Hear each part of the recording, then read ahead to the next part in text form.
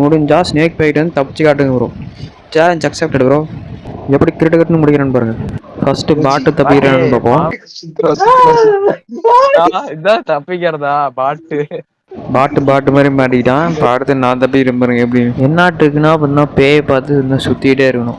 சுற்றிக்கிட்டே இருக்கணும் அப்படின்னா பேய் பிடிக்கணும். இதுக்கெல்லாம் திறமை வேணும். இல்லைனா பாட்டு மாதிரி மாட்டுவீங்க. ஃப்ரெண்டு பார்த்தானா நமக்கு இப்படி தான் தெரியும். பாட்டு கேட்டுன்னு சுற்றிட்டு இருக்கான்.